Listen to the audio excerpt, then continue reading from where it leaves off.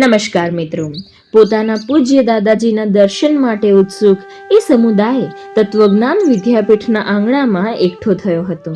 કેમ કે બરાબર 3 વાગ્યે પાંડુરંગ શાસ્ત્રી તેમને મળવા આવવાના હતા અને 3 વાગ્યે પરમ પૂજ્ય દાદા ગભારની બાજુએ રહેલી લિફ્ટમાં ઉપર આવ્યા.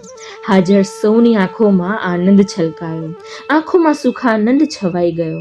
પાંડુરંગ શાસ્ત્રીનો ચહેરો હંમેશ પ્રમાણે તેજસ્વી લાગ્યો.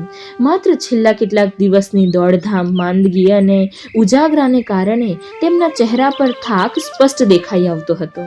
શરીરને લાગેલો થાક તેમની ચાલમાં પણ જણાતો હતો. ધીમા ધીમા ડગલા ભરતા પાંડુરંગ શાસ્ત્રી વ્યાસપીઠ તરફ આગળ વધ્યા.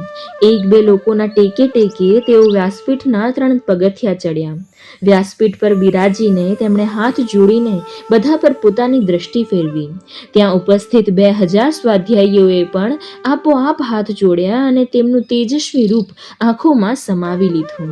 તે જ સમયે દીદી માઇક પર આવ્યા. બધાને ઉદ્દેશીને તેમણે કહ્યું, દાદાની તબિયત હજુ ઠીક નથી. ડોક્ટરોએ તેમને સંપૂર્ણ આરામ કરવાની સલાહ આપી છે, પણ તમે હતાશ ન થાવ એટલા માટે તેઓ અહીં આવ્યા છે. ડોક્ટરોએ તો તેમને બોલવાની પણ મનાઈ કરી છે, પણ ટેમ્પલ્ટન એવોર્ડ જાહેર થયા પછી તેઓ સૌ પ્રથમ અહીં આવ્યા છે. હું તેમને એટલી જ વિનંતી કરીશ કે ટેમ્પલ્ટન એવોર્ડ માટે તેમની પસંદગી કેવી રીતે કરવામાં આવી તે ટૂંકમાં કહે. વ્યાસપીઠ પરથી પાંડુરંગ શાસ્ત્રી બોલવા લાગ્યા, ટેમ્પલ્ટન પુરસ્કાર સર્વોત્તમ માન સન્માનનો પુરસ્કાર ગણાય છે. માનવતાનું કાર્ય કરનારા વિશ્વના કોઈ પણ સમાજ સેવકને આ પુરસ્કાર આપવામાં આવે છે. અમેરિકાના માજી રાષ્ટ્રપ્રમુખ જ્યોર્જ બુશ આ સમિતિના અધ્યક્ષ છે. આ વર્ષ માટે તેમણે મારા જ નામનો પ્રસ્તાવ માંડ્યો હતો અને એ સમિતિના બાકીના 9 સભ્યોએ તરત જ તેમના પ્રસ્તાવને એકમતે અનુમોદન આપ્યું હતું.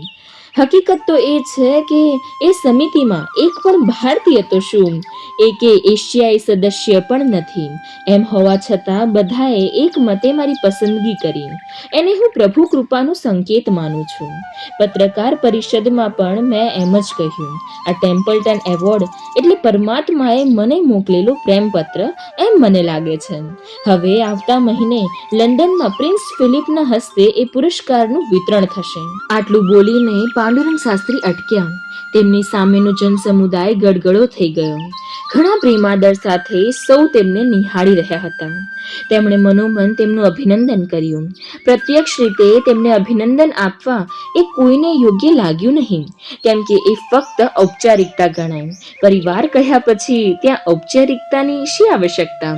પાંડુરંગ શાસ્ત્રીએ તેમનામાં એવી ભાવના કેળવી હતી. તે સમયે પાંડુરંગ શાસ્ત્રી બધાને પ્રેમથી નિહાળી રહ્યા હતા. પછી તેમાંના કેટલાક સ્વાધ્યાયીઓએ તેમની સમક્ષ 1-2 ભાવગીતો રજૂ કર્યા. પાંડુરંગ શાસ્ત્રીએ અંતઃકરણથી તેમની સરાહના કરી. તો પાછા મળીશું આવતા રવિવારે. ત્યાં સુધી રાધે રાધે.